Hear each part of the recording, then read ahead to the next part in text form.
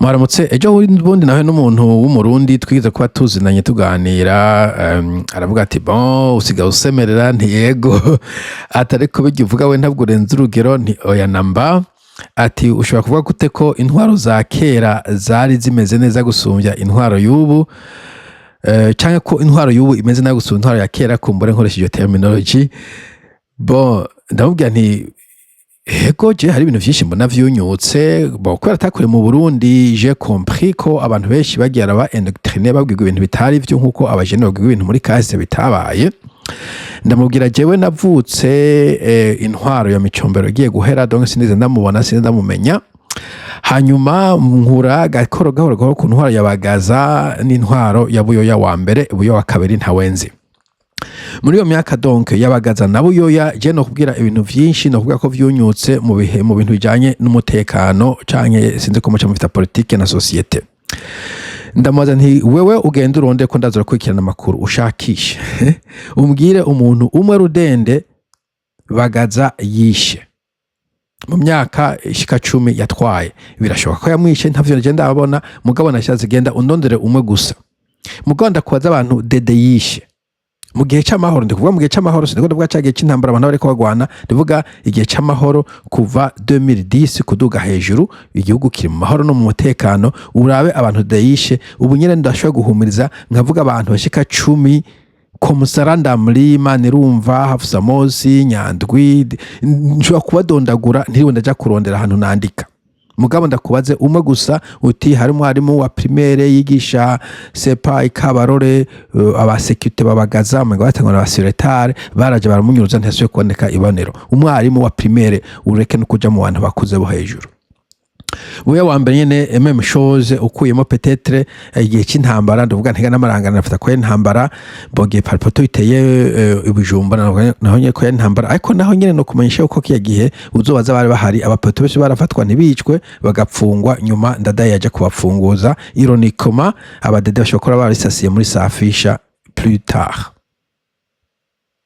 bo ico kikaja ngaho les assassinats icya kabiri ijya menace iri mu ma village abanyagihugu muri village biberaho mu ituze nta mupolisi yigereza kubadogoya nta musirikare yigereza kubagora ntiwigera wumva hari incident n'imwe gusa yigeze iba hagati y'umupolisi n'umunyagihugu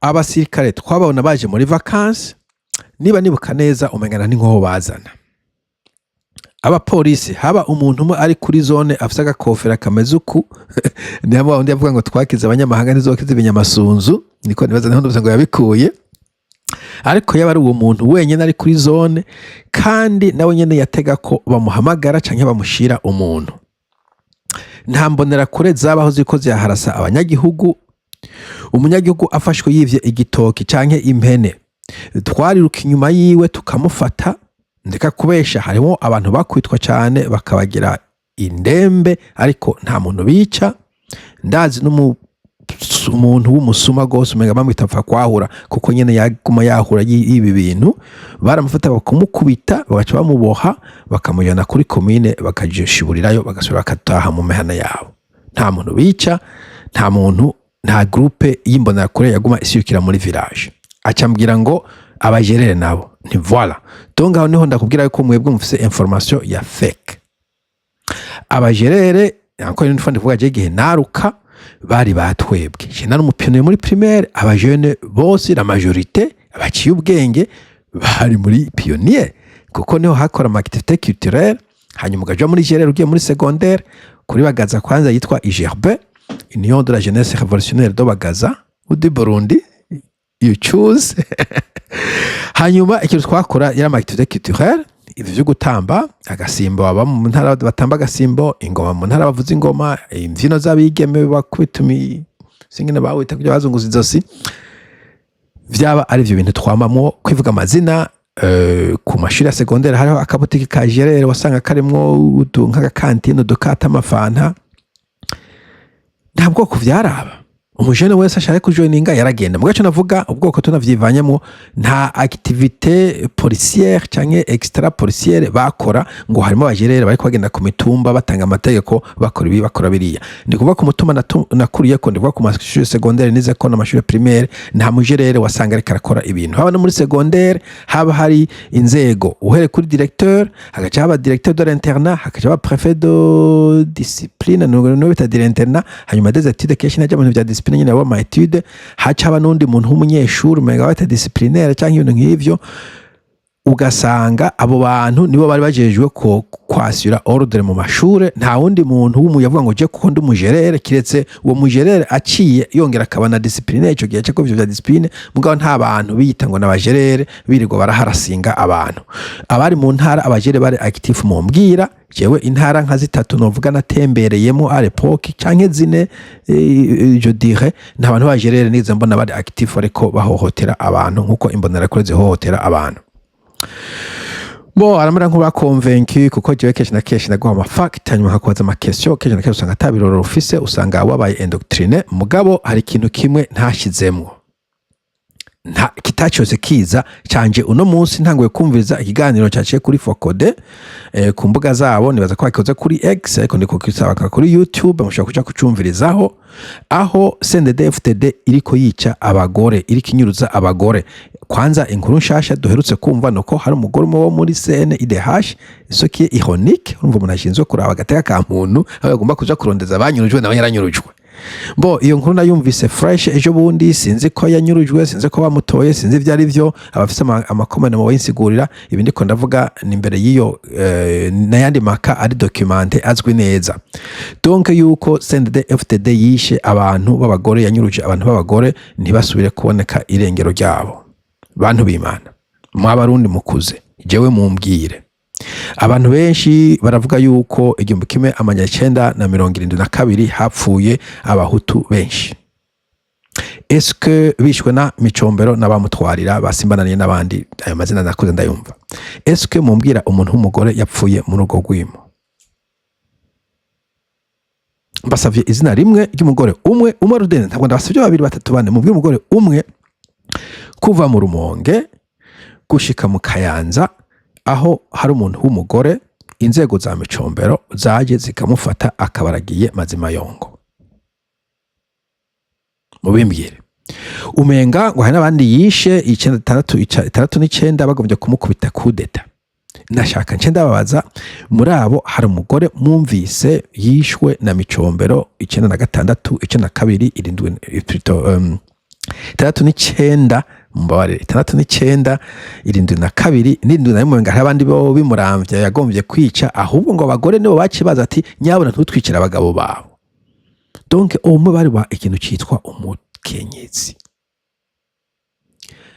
kuri bagatano navuze ko nta nabagabo bapfuye ariko nashaka rero ndabaha iyo challenge mugende mutohoze mubaze ko hari umuntu abantu bagore baza bica abantu bigore baza banyuruza ahubwo kenshi na kenshi abagore basambira abagabo babo canke bakanyegeza abagabo babo canke hari n'abagabo bakira bambaye ngo ibikwembe bakiyita abagore nko ku mugoroba ibintu nk'ivyo donc umugore baramuba ariko intwaro y'abadede nta muntu igera umutwe reka muvyumvirize nshaka ko atanumwe nogirwa nabi nshaka ko leta yoba umuvyeyi ahumuriza bose akabakingira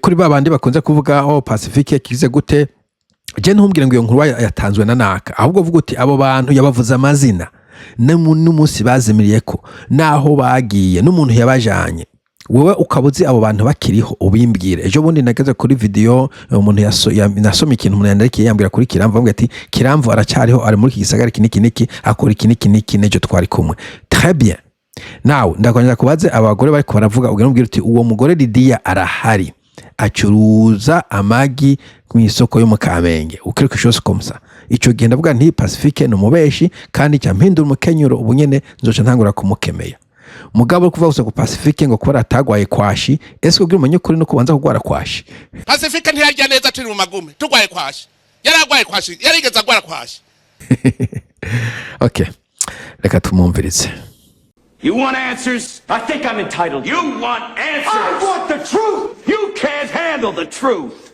Vuze ngo vyabaye kuri izo ntwaro zibiri noshobora kuvyerekana, reka ngende mfata uburero buke buke kumbure turaza gushobora kubigaruka ko cyane uko muza kugenda murambaza.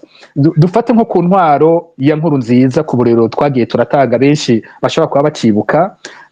Twahereye nko ku wa mbere dufise umukenyezi yanyurujwe ku ntwaro ya nkuru nziza, yari umukenyezi yitwa Emeline Ndayishimiye, yanyurujwe igenekezo ry'umunani mu kwezi kwa12 muri 2015. Emeline Ndayishimiye yanyurujwe habanje kunyuruzwa umushinga ntahe wiwe yitwa Alexis Nkunzimana, yari umunywanyi wa MSD, anyururizwa hajya mu gisagara hagati Bujumbura, yari n'umuvunjayi. Hanyuma baraye bamutwaye mwijoro, bamutwaye bambe baratelefona Emeline bamubwira ko yotanga imiliyoni 4 bagaheza bakarekura umugabo wiwe. Baraheza barara banavuze ikibanza azotangiramo ayo mafaranga. Ubwa mbere bavuga mu Kinindo, ariko bukeye barahindura bavuga amaje hajya mu Kigobe. Emeline Ndayishimiye yava mu muryango w'icegera c'umukuru w'iperereza mu Burundi. Sinzi ko benshi babizi, burya irya perereza Service National de Renseignement, umukuru waryo kenshi abava muri CNDD-FDD, ariko abafise icegera ciwe badasangiye ubwoko, usanga yahoze mu gisirikare cya kera canke mu gipolisi cya kera. Rero nawe yaciye yitura uyu se wabo yarari muri ayo mabanga. Uyu nawe aramuha abapolisi 4 bo mwiperereza bagenda bamuherekeje mu gihe yaragiye gutanga ayo mafaranga. Ariko ivyabaye biratangaje, bamwe bahabwa amafaranga bavuze ngo Emeline nagende wenyene kwipikipiki, abandi ambwira bati ntaco genda imbere, twebwe turakurikira tume tubona uko bimeze.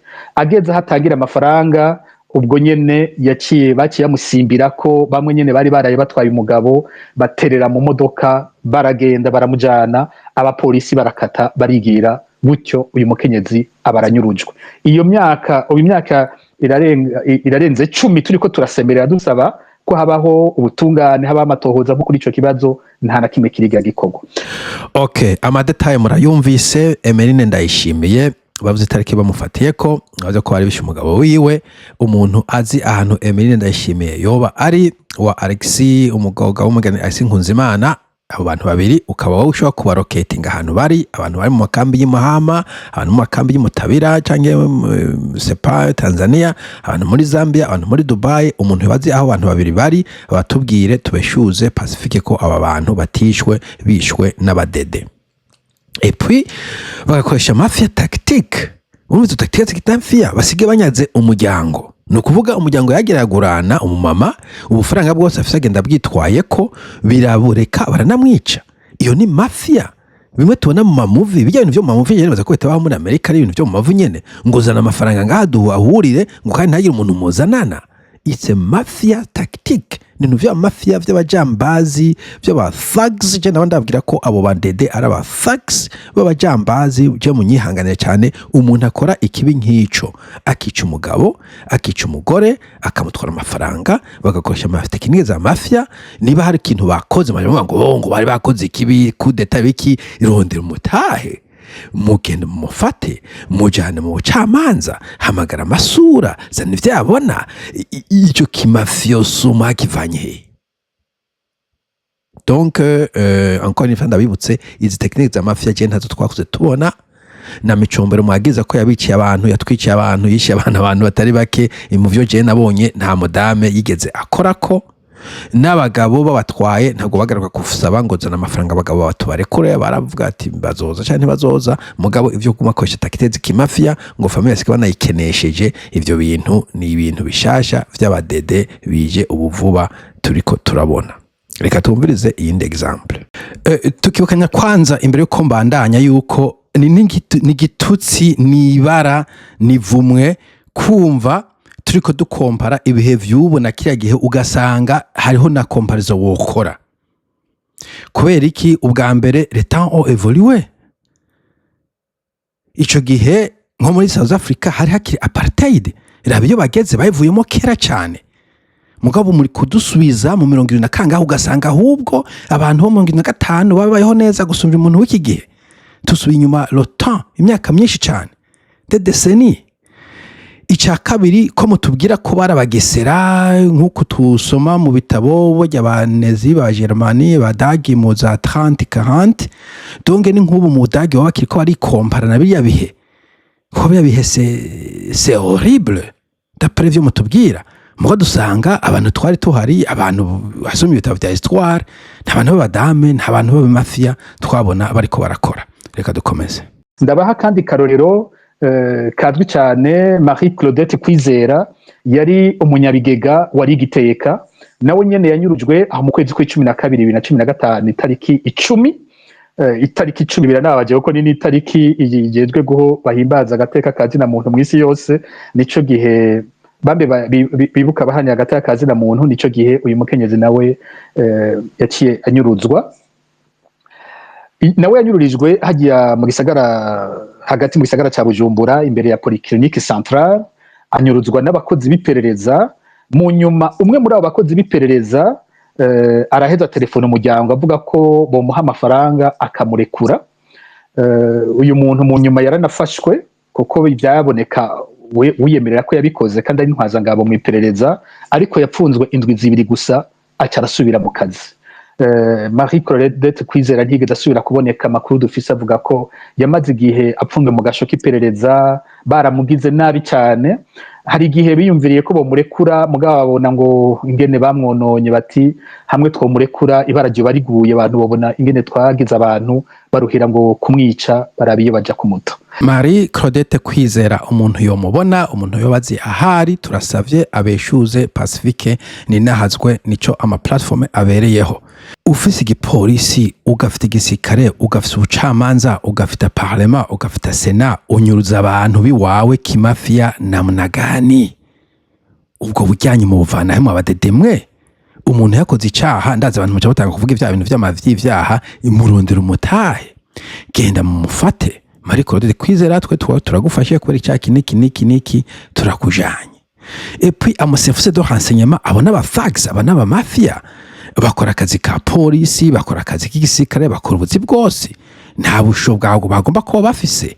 Umuntu yakoze icyaha, hari polisi kamufata, investinuze renseignement ikikora no kumudoma kuri utoki gusa. Irakora mu kinyegero ikavuga ati bo twamenye umuntu yitwa Marie Claudette yakoze icyaha, bakagenda mu bucamanza bakamukatira umutahe, polisi ni executinga ni imujana imupfunga ikamufunga kenshi na kenshi mugabo imusha muri custody kuko umuntu afungwa yakatiwe icyaha. Ariko iyo bajambazi bitango ni SNL, abona abajambazi, abona ababandi, abona abamafia, sinza ahantu bavuye mu ishamba baje kutujya, baje kutumara. Jewe ndabivugisha ukuri.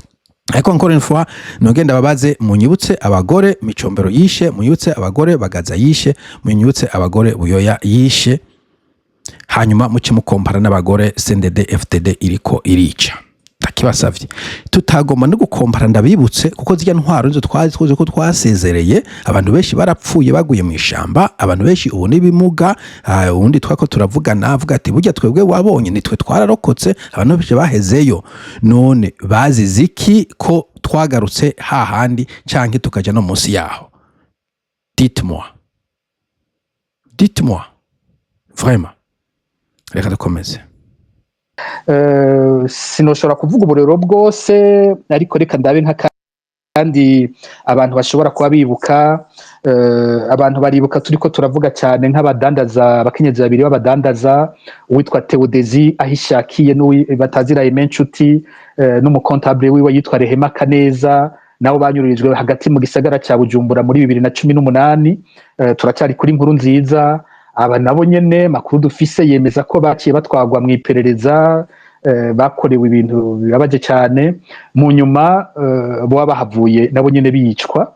Ariko urumva amaherezo ntidusubira kuyaronka iyo byahereje. Duheruka dufise ingene baba barafashwe, tukaronka batwemeza ko aho hantu bahapfungiwe bahabaye, ariko amaherezo usanga atigera ashobora kumenyekana neza iyo byahereje. Aba igituma ndabagarutse ko nuko nabo nyene byabonetse abantu bashobora kuba bafise uruhara mu nyuruzwa ryabo, baranafatwa hajya kuri police judiciaire barabafata barabapfunga muri abo harimwo umwe nawe nyene ari ntwazangabo mu iperereza ry'u Burundi. Okay, Theodezi Aishakiye alias Emenchuti Rehema Kaneza babaye abadame bane abo kandi twibukanye kenshi na kenshi abantu badocumente nabo twamenye hari abandi bagwa hirya no hino hari abandi utanamenya ko kenshi na kenshi banyuruza aba bantu babanka nyene ko bimenyekana mugabo nabo bane c'est de trop abantu badame mwabatete mwe ivyo bintu koko muvana ko kuvana kira twame tubibuka tubitwararika abantu bose bakize hari abahungu uzobaza abakobwa bose barokotse mu 2022 bamama babo basira mu y'ibitenge bakanati okay papa turamutwaye uwo muvyeyi mwihoze hari abandi bati jewe bamunteye mu ntege wakakana muko muhebwe niri mu ndango muvanayo but how come on now Bo tukiri kuri kandi mu ntango yavuze ngo intwaro zibiri izo ntwaro zibiri yavuze ni intwaro ya Petero Nkurunziza ni ya Ndayishimiye aho avuga yuko mu isanzwe ubiravye kubijanye n'ivyo kuryunguruza abantu abadame nta tandukaniro rihari donc nta nuwo kwitwaza 2015 kwera bikomeza biba kandi noneho imbere ya 2015 muke bya bintu vyasafisha ntabwo 2015 yari bwabe je novuga yuko ubwo bwicanyi atari ibintu ushobora kurangira sababu so kuna 2005 utojustifia comme je ntagira nemva umuntu ajisifia 72 n'indi myaka abantu ntibagomba gupfa amatati ya politike bagomba kuyasettinga politikuma bashatse gupigana hagapfa bari ko barapigana abantu bari ko birimira bari kubikora twabo bakibera mu mahoro voilà umuntu abiravye ku bintu bijanye n'agateka kazi na muntu nta tandukaniro ririho hagati ya Ndayishimiye na Nkurunziza uko bumva ivyo bibazo uko bafata abantu nico kimwe narimaze kubaha uburero butatu bw'abanyurujwe mu gihe cya Nkurunziza naza ntanguye mbere kuvuga narimaze kuvuga akarero k'uyu mwigeme yanyurujwe ku ntwaro ya Ndayishimiye muri 2024 naho nyene uko byagenda ku ntwaro y'imbere ariko bimeze nta matohoza nta guhana biguma ari ukuhakana ko atacyabaye hari akandi karero kamwe canke tubiri nashobora kugaruka ko nko muri Kigarama 2023 hari umwigeme yitwa Arlette Niyomwungere no munywanyi wa MSD yigeze kunyuruzwa n'iperereza mu gihe cy'imyerekano muri 2015 ico gihe araja mu iperereza twese turasemerera baramurekura haciye igihe gito yoba yarasuye no gufatwa n'irigira kabiri naho nyine arasuye ararekugwa ariko rero kumwe mu Kirundi bagire bati inkire ntikira kabiri muri Kigarama 2023 yarafashwe afatirwa mu Kanyosha afatwa n'uwatwara iperereza mu gisagara cya Bujumbura yitwa Elifaze Niyongabo umuntu yavuzwe mu mabi menshi cyane hanyuma kuva afashwe ico gihe uyu mwigeme ntarigera asubira kuboneka. Okay, Arlette Niyomwungere urumva nawe ko ari kuri bira ya Ndayishimiye Neva ko nawe yafashwe amadate bakayashira ko nawe yafatiwe n'ibindi mugabo bagaca banyuruzwa encore une fois iyo arrestation uko kunyuruzwa si ibintu byagomba kubaho mu gihugu kimo abantu civilize umuntu bagomba kumwareta bagashyira mu news bati wa muntu yakora iki cyaki niki twamufashe andi kuvana ba bantu hatavuga ngo bafukoze ivyaha nibi fine umuntu akoze ivyaha ntabwo turi mafia ntabwo turi jengre ntabwo turi aba thugs ntabwo turi jambazi ntabwo turi sepa umwagomba kumufata mukamumutaha akaja imbere y'intahe abantu bose bakabona ivyaha bimwagiriye nkabibutsa ko deja igihe abaparipehutu bateye mu ntara zimwe za Zimbo surtout ibujumbura ko buyo yafashe abaparipehutu batari bake arabapfunga ntiyabica baza gufungurwa kuri ndadaye namavuga ironi yuko bashobora kuba bishwe na Nkurunziza muri Safisha. Okay. I digress ariko nagomba ngume ndabibutsa yuko en fait ikibiti kora kuri Dede ataho cyari bwakaboneke nta kuva ico gihe nta gakuru nkuko warumbaje uti hari ubudasa uko usanga navuze uko byagenze ku wanyurujwe kuri Nkurunziza niko uza gusanga ndabivuga kwanyurujwe kuri Ndayishimiye usanga byose bimeze co kimwe. Ubundi samazina ni systeme harone nyine twakuvuga nejo avuga ati abantu bakukura ngo vuga amazina ayo mazina bashaka naya evident bamushaka yahe ni systeme abantu ni systeme. Okay, urana yuko bavanaho ujya Adolphe mugabo systeme kaguma ikora bunyona kasimbira mu kibanza ciwa kica abantu na wafashwe systeme guma ikora nta muntu umwe uvuga ngo bati bunyoni yarakoze erreur mu gufata naka mu gufunga naka tumufungure no systeme iguma iri ngaho bunyoni yari umwe muri systeme ahavuye baramuremplacer systeme ikaguma ifunctiona. Okay, donc nta difference ugomba kubona nta mazina dukeneye ko hari systeme DD ariko ikora ivyaha ushobora kuba uri mutazi yuko urakora amafu mugabo agende kuba ko ari systeme iriko yica abantu. Voilà, niyo haba ubucamanza peut-être amazina abantu bazoyarondeza kuko Pacifique urabona ko yayanditse yose aranditswe. Don't worry about it. Amazina ku bacamanza bazovuga agende umumenyesha makuru ndumusesanguzi mbona systeme irikira buwaza abantu hanyuma amazina yo bangombwa abantu bazoyatora sandute kuko ubu ibintu byinshi bidocumente. Umuntu yoshobora kuja no ku wundi mugwi ugira kabiri w'ibyaha twavuze bikomakomeye byagiye birakorerwa abakenyezi. Umva tuvuye kuri uyu mugwi w'ibyaha by'abanyuruzwa bakabugwa irengero ryabo twaciye tuja ku rundi rugero rugira kabiri ubw'abakenyezi bo bagandagurwa icese bamwe barafatwa bakicwa bamaze gufatwa n'inzego z'igihugu bikaboneka ikiziga higatorwa ari byo bita byitwa execution extrajudiciaire. Twibukanya encore une fois ibintu byo kwica abakenyezi mu byo kuri ni ibintu abadede bazanye bishasha muri histoire y'u Burundi. Nta muntu yica umukenyezi. Okay, nibaza ko abakenyezi kuva uburundi buwa documente bashobora kuba ari ico sinzi ko inamujande bamwishe tumva muri histoire ariko nta mukenyezi abantu bakora ko bararaba naho umugabo bato bavuga ngo numumenja bakavuga ati uwo mugore w'umumenja mugabo bavuga ngo baramwishe. Ivyo bintu twebwe tuvyumvise muri myaka y'abadede abantu babatuhumure mwantanze gukura mwombwira mume n'amazina kuko abandi babidocumente wavuga ngo ntico kera nta documentation yari ni twa document ibintu. Well, abagabo twashobora kuba documenta nta kuntu abagabo tuba documenta kiretse uvuze yuko bo batara abantu mugabo en realite ukuri nuko bo atamuntu yabakorakora.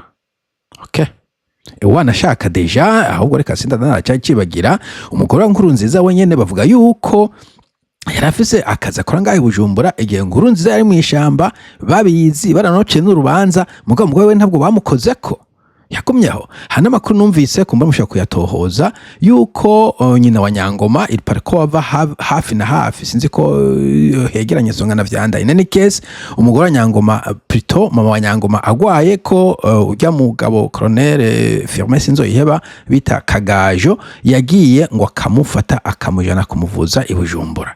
Iyo nkuru sindayitohoza neza mo yimbwira mugabo nshaka kubereka yuko abantu b'abavyeyi abantu b'aba mama aba twakuze tububaha abadede nibo baje kubakinyiza abadede nibo baje kubica abadede nibo baje kubahohotera ibintu vy'ivumwe tutari bwigere tubona. Hariho abandi nabo usanga bishwe bagategerwa nko mu nzira bakaraswa ari umugambi wubatswe wateguwe bakicwa. Reka ndiko ndabivuga iyo umuntu agiye avugira ku burorero niho usanga abantu boroherwa kumva ico umuntu ariko aravuga. Nko mu itariki 16 z'ukwezi kw'icumi muri 2015 hariho umukenyezi yitwa Charlotte Umugwaneza. Uyu muntu yari umugwaneza nyene koko je nari ndamuzi yari umwe mu ngira mu ndongozi zishira hamwe Oricom twahora tumaze guhurira muri société civile. Uyu mukenyezi iruhande yuko ari muri Oricom yari n'urongoye mu barongoye umugambwe MSD muri commune ya Kibitoke mu gisagara ca Bujumbura. Aho mu kwezi kw'icumi muri 2015 Charlotte Umugwaneza kubera yabona umutekano waho yabumengo tumeze neza yashatse kwimukira mu Ngagara agenda kurondera imodoka iza kumufasha kwimuka. Mu gihe agiye kurondera imodoka niho afatwa n'umwe mu bapolisi twavuze kenshi yitwa Brigadier Jonas Ndabirinde yari mu igisongerezi cy'intwazangabo mu gipolisi yegukira igisata cy'igipolisi kijeje gucungera inzego bita API akaba mbere yari muri garde présidentielle, yari mu bacungera perezida Nkurunziza, ari mu bantu bamwegereye cyane, banamukorera iperereza, bavuga ko ari umuntu yashobora kwinjira mu biro by'umukuru w'igihugu atabaje kudodora. Rero aramufashe amushyira muri ya modoka, amwicarika hajya inyuma muri kamyonete ku buryo abantu bose bagenda babona uwo mukenyezi, aramwinjiza mu ikambi muri api n'ibintu byiwe ngo hajya kuri entre barabifata, agasakoshi kiwe barasanzaza ama identite ibirimo byose, ibyo twabibwiwe n'abapolisi bo muri api ngene ibyo bintu byagenze. Aramara kanya aho muri api, mu nyuma wa Jonas Ndabirinde aramusohora, abantu ntibamenye yamujyanye. Ico bikoze bukeye itariki 17 z'ukwicumi, ikiziga ca Charlotte umugwaneza catowe mu ruzi Gikoma, ni hariya urenganye gato uduga za Bugarama. Niyo ico kiziga niyo catowe, biboneka ko ashobora no kuba yararashwe, yaracumaguwe imbugita, ari ibintu bibabaje cyane. Think about it, man, Imana, kuko mufise abamama, mufise abagore bamwe, mufise bashiki banyu, abantu mufise abakobwa, iyo niyo kazoza muri kumutegura Burundi bwacu kweri. Bishoboka gute ko abantu babikobwa kugeza hiyo vraiment?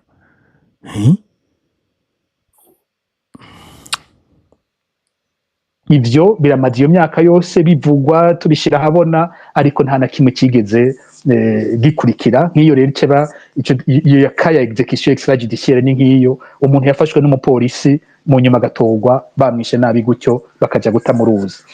Dufashe nk'akarorero ka assassinat, no kuvuga igandagurwa, akarero abantu bose koroshe bazi, ni nk'igandagurwa ry'umupfasoni Consolate Kararuza, umukenyezi wa General Atanazi Kararuza, bamurazi yuko barashwe igenekezo rya 25 mu kwezi kwa 4 muri 2016, bageze hajya imbere y'ishure rya Saint Esprit i Bujumbura. Umuntu agenda nyaruka nko kuri twavuze nka Honorable Hafsa Mosi, igandagurwa ryiwe mwibuka, uyu n'umuseni DFDD, aho navuga nti bose biraba bose, yari umuseni DFDD yegereye cyane Nkurunziza, yarazi ko ari umugenzi akomeye gose wa Nkurunziza.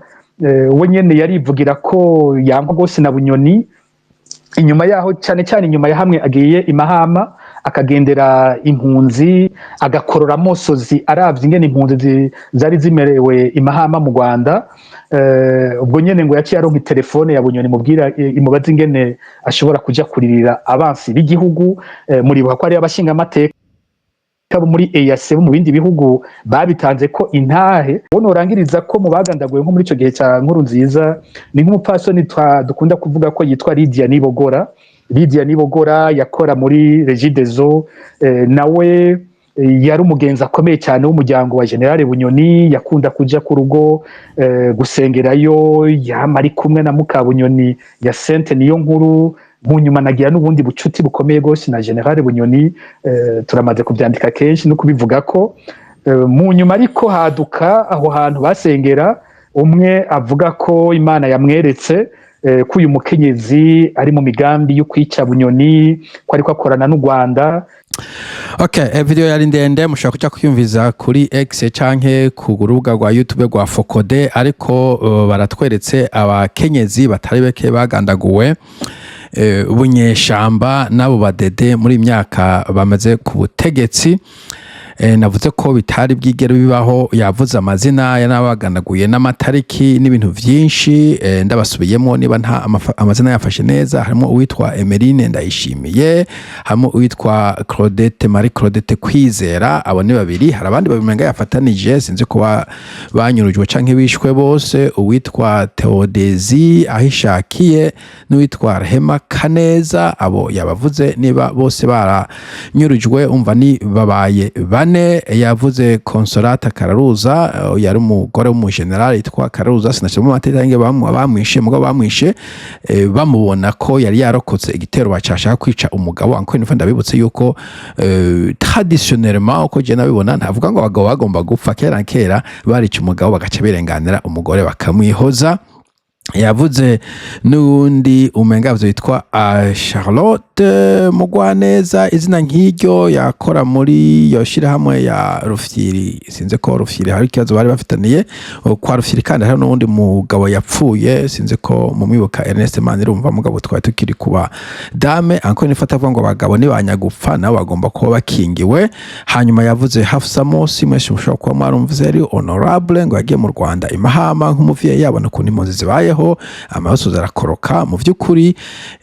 Niyo wanka umuntu ari guba situation arimo usibe ko ntacyari gutuma yanka abantu b'impunzi, mugabo bavuga bati bo abona abansi b'igihugu abantu baduhunze, nahoze ko bashaka abantu bose bitege babanyuruze nkuko mugabo nk'umuvyeyi yabona amosozi aramukorokana bati ivyo uvuge tukwishe. Encore une fois ntibari kumuha agasupo bati ntuzosubire turabuke ku kazi. Donc inyamaswa, ibikoko farouche des sauvages. Et puis uwanyuma namuramukoze ko video rimwe cya kabiri iridia Nibogora yishwe na Bunyoni, imbere ko Bunyoni nawo agwa mu vyara vyingwa. Bo ivya Bunyoni kumba najya kubigaruka koko yavuze cyane, tumutaka nk'akarero yuko iyo systeme atamuntu umwe yeparnya ko na Bunyoni ubu akarimo ko uzokwikira tutamuzi, ariko na cyane cyane ikintu yasavye Ndayishimiye, yasavye banda kugarika, yasavye ba Reverie mugumwe ko namufisa abana, ntimwifuza ko abana bakurira muri situation abana babigeme batubahirizwa agateka kabo, abana babigeme baje guhohoterwa mu bohero n'ahandi. Iyo n'iyindi sije kumbura nshobora kugaruka ko, ariko nashaka kwerekana yuko mu vy'ukuri encore une fois avec preuve n'amazina à l'appui n'amatarike yuko iyi ntwaro y'abadede Uburundi butarabwigera buyibona ko n'ahantu hoba harapfuye abantu kenshi na kenshi hicwa abagabo, ariko ko sendete baza bagakuza ko niyiri mu nda bagahitana. Voilà nico ndashaka kuvuga, mugira umunsi mwiza, bye bye.